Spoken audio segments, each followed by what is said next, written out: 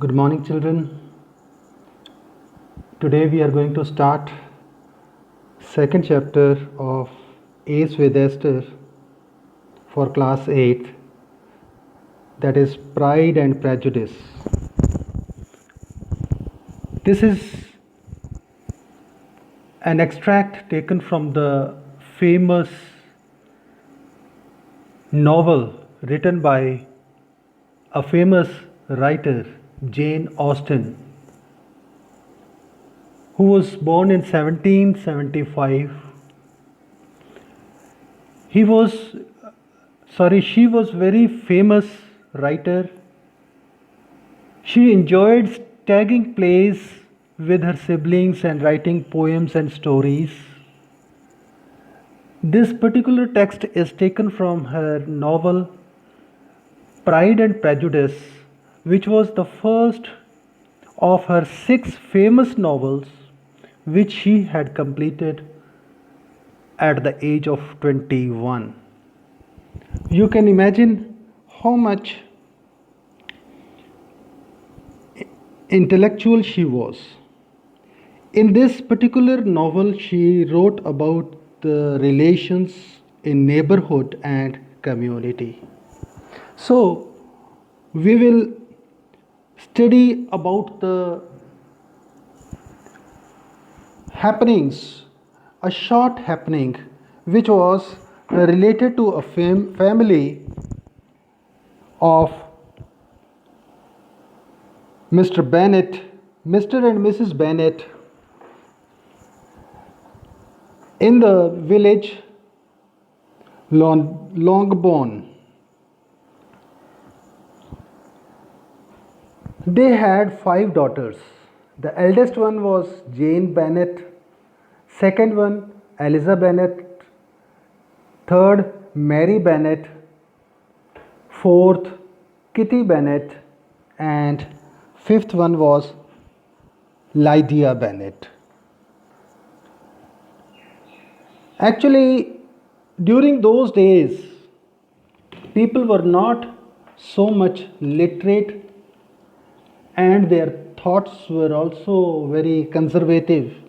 And Mrs. Bennet was very much caring for her daughters about their marriage.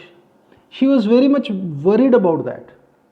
Actually, those days were the days when people were not so much literate, technology was not there so developed, and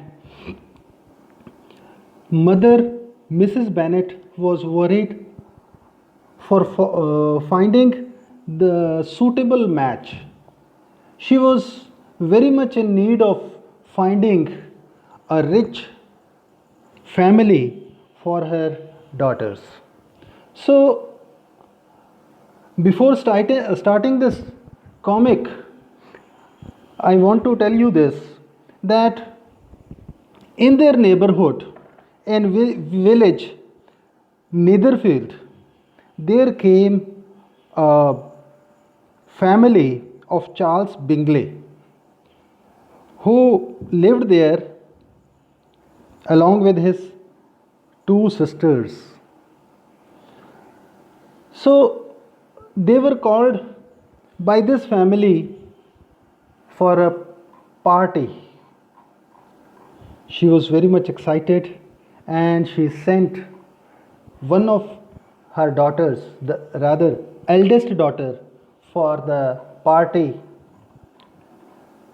And behind this, she was having a motive that at least this family would see her daughter and would be impressed. So that's why this extract is specially focused on neighborhood and community. In the first strip, you can see the family is there. Mr. and Mrs. Bennet are in the room. Their 4 daughters are with them. In the front, and 5th one is on the back of the sofa. And let's read the strip. Ever since his arrival in the neighborhood, Mrs. Bennet fondly hoped that her eldest daughter Jane would attract the attention of wealthy Mr. Bingley. No doubt, Mr. Bingley was a wealthy person and she was in need of finding suitable match. So she particularly point about wealthy family, and they were having the invitation, so she doesn't want to skip that opportunity. So she asks Jane, well, Jane, who is it from? What is it about? What does he say? Make haste and tell us. She is asking, what is this? So she was asking to read the invitation and tell her what about that. In that invitation, it was written, my dear friends, if you are not so compassionate as to dine today with Lausia and me, we shall be in danger of hating each other for the rest of our lives. For a whole day, tete-a-tete between 2 women can never end without a quarrel. Come as soon as you can. On receipt of this, my brother and the gentlemen are to dine with the officers. Yours ever, Caroline Bingley. So this was the letter. You can see it was written by Mr. Bingley to the Bennet family. So after this, Mrs. Bennet was very much excited. Mother, may I have the carriage when I go? No, my dear, you better go on horseback. Here also, she is playing one strategy over there. She was thinking that instead of sending her, she would send her on the horseback, and it is about to rain, so she won't be able to come back the same day. So she will have a chance to stay there for some more time. It seems like to rain, and then you must stay all night over there. This she is saying to herself. And there would be a good scheme if you are sure they won't send her home. In this way, they are deciding that it will be better if he stay there for more time and will have an attachment with the new family. I had much rather go in the coach. Jane was thinking to go in a coach, but her mother, but my dear, your father cannot spare the horses. She made an excuse that her father will not allow to take all the horses. He also need, so you must go on the horseback rather than going in a coach. So she went.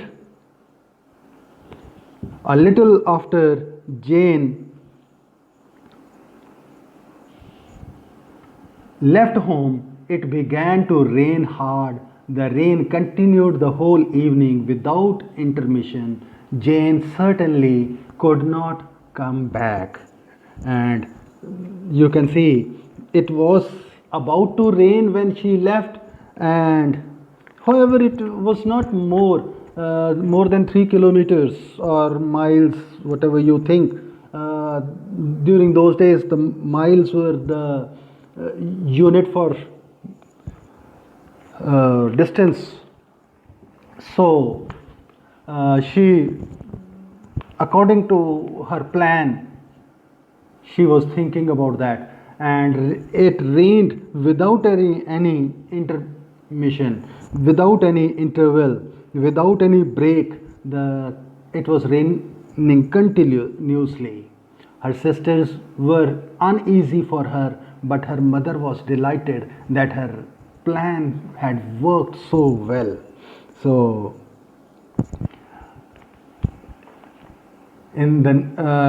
so the next day, what happened? My dearest Lizzie, I find myself very unwell this morning, which I suppose is to be imputed to my getting wet through yesterday. My kind friends will not hear of my returning till I am better. They insist also on my seeing Mr. Jones. Therefore, do not be alarmed if you should hear of his having been to me, and excepting a sore throat and headache, there is not much the matter with me. Yours ever, Jane Bennet. From their home the next day, she wrote a letter to her parents that she is not well, so she is not coming back. Well, dear, if Jane falls dangerously ill or dies, it would be a comfort to know that it was all in pursuit of Mr. Bingley. So here, Mr. Bennet was worried for Mr. Bingley that her daughter might not die at the place of Mr. Bingley, but her mother was not thinking that way. Oh, people do not die of little trifling colds. She will be well taken care of there. She was all right with that. It happened according to her plan, so she was not at all worried. She was thinking that they will take care of her, so nothing to worry about. Elizabeth feeling anxious. Elizabeth is the second daughter. She was younger than Jane. She was not feeling very much like her mother. She was feeling anxious, was determined to go to her sister. The carriage was not available, and as she was no horsewoman, walking was her only alternative. She didn't know how to ride the horse, and horses for coach was also not available, so she preferred to walk the distance to her sister. I shall be fit to see Jane, which is all I want. Her motive was only to meet Jane there, so she was very much worried of her sister. How can you be so silly? You will not be fit to be seen when you get there. Here, mother is again warning her that nobody will like you. You are going over there, so you must not go. Is this a hint to me, Lizzie, to send for horses? When she said that she would go walking, her father asked her if she is hinting her to lend her the horses. No, I don't wish to avoid the walk. The distance is nothing when one has a motive, only 3 miles. I shall be back by dinner. She says that it is not much distance. We usually walk this much distance, so there is nothing to worry. I will be coming back by the dinner. in the evening. So she went there, her dress dirtied because it had rained previous night, the whole day it rained, so it was mud all around, and with muddy clothes she reached there. Oh my, here the sisters and Mr. Bingley and his sisters were sitting in their house, and she reached there. At reaching, she saw that Jane had slept badly and was too ill to leave her room. She was very much sick, and she came to know that doctor confirmed that Jane had caught a violent cold. So, because you know that she had drenched very much in the rain, so she had caught cold.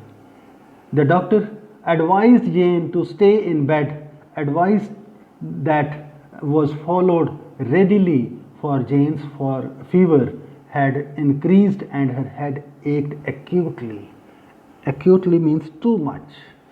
The fever was also increased and she was having acute headache. When the clock struck 3, Elizabeth felt that she must go home. She had promised her parents that she will be coming back by the evening, so she was about to leave, but her sister requested her not to go. Miss Bingley was obliged to invite Elizabeth to remain at Netherfield for the present. And Miss Bingley also, Mr. Bingley's sister also requested her to be there. So she said, I am staying right here, Jane. So she also made her mind to stay with Jane. A servant was duly sent to Longbourn to bring back a supply of clothes. Longbourn is the place where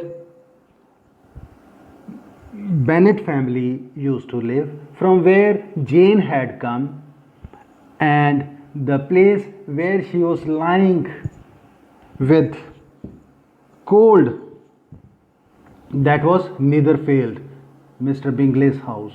So a servant was sent to bring clothes for second girl, Elizabeth.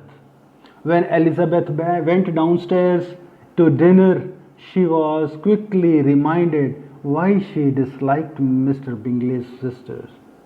They were shockingly cold and indifferent about Jane when she wasn't around. While sitting on the dining table, they were all ready to have their dinner. At that time, Elizabeth, while sitting along with them, remembered what way she used to feel. Here you can see this line is attached to the title of the strip and that of the novel from which it is extracted. Pride and Prejudice. Mr. Bingley is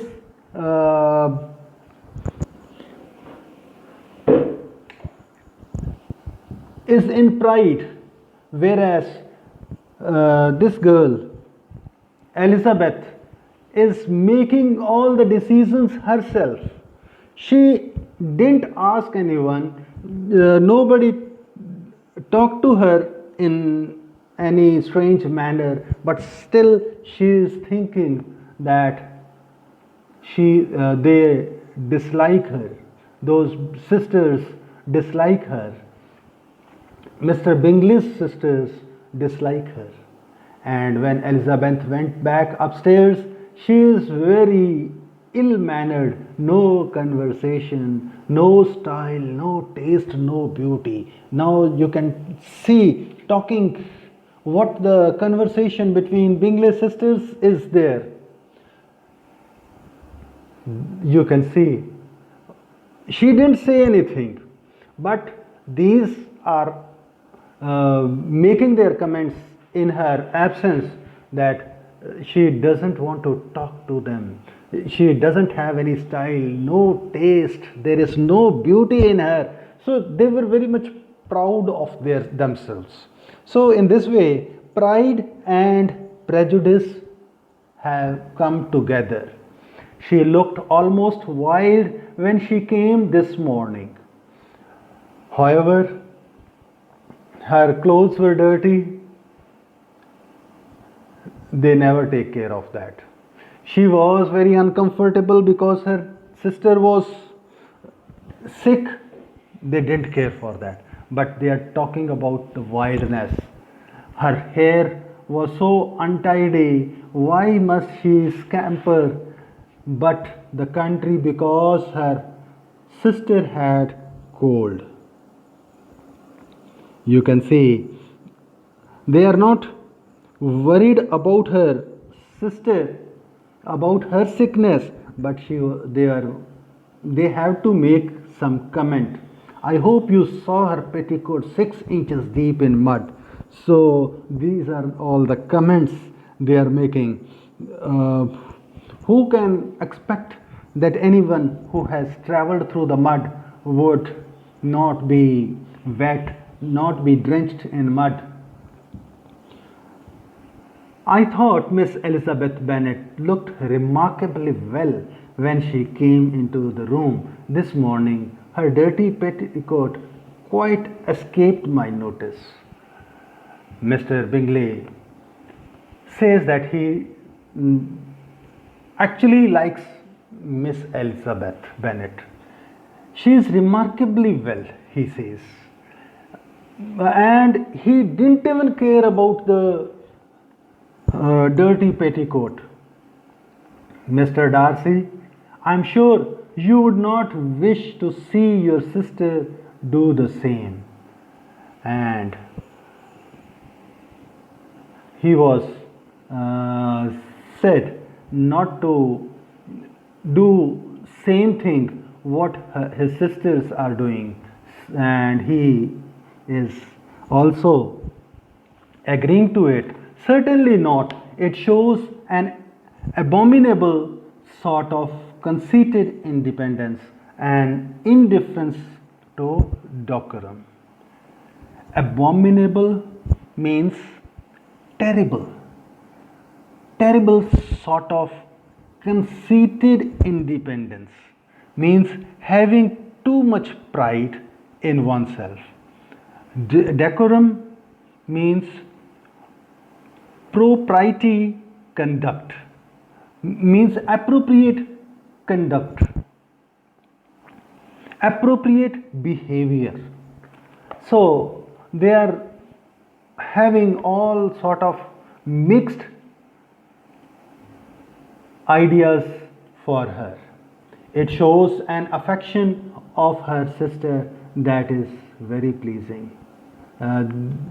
So you can see all well they are making different comments about her. I am afraid, Mr. Darcy, that this adventure has rather affected your admiration of her fine eyes. Not at all. They were bright by the exercise. Now they are commenting, those brothers and sisters are making fun of each other. The girls are saying that you are attracted to her. I wish with all my heart that Jane Bennet were well settled, but with such a father and mother and such low connections. This is the comment by the sister of Mr. Bingley, Darcy, sorry, and that does not make them one jot less agreeable, but it is very material lessons their chance of marrying men of any consideration. Now, they are also thinking that they have sent their daughter only because of this motive, because they are rich and they want to marry her with them. So, in this way, here you can see the degree of pride with the Bingley family. Elizabeth joined the others in the drawing room after Jane was asleep. Miss Elizabeth Bennet is a great reader and has no pleasure in anything else. Now they are talking about their reading habit. Do you prefer reading to cards? I deserve neither such praise nor such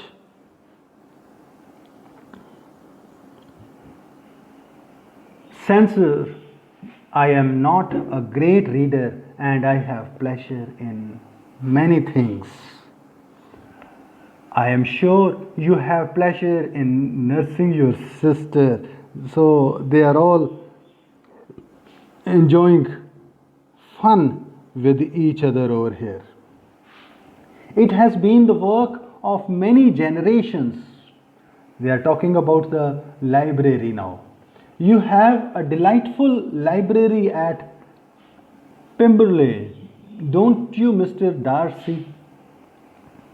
And you have added so much to it yourself. You are always buying books. So they are talking about how the collection of books gathered over there. If Miss Darcy, much grown since the spring, I am sure she is now as tall as I am. It is amazing how young ladies can have the patience to be so very accomplished, and such a delightful girl, such a countenance, such manners, and so extremely accomplished for her age. Now you can see they are also having her in their good names, in their good books. So they are in need of marrying her, but the pride never leave them. All young ladies accomplished. What do you mean? Yes, they all paint tables,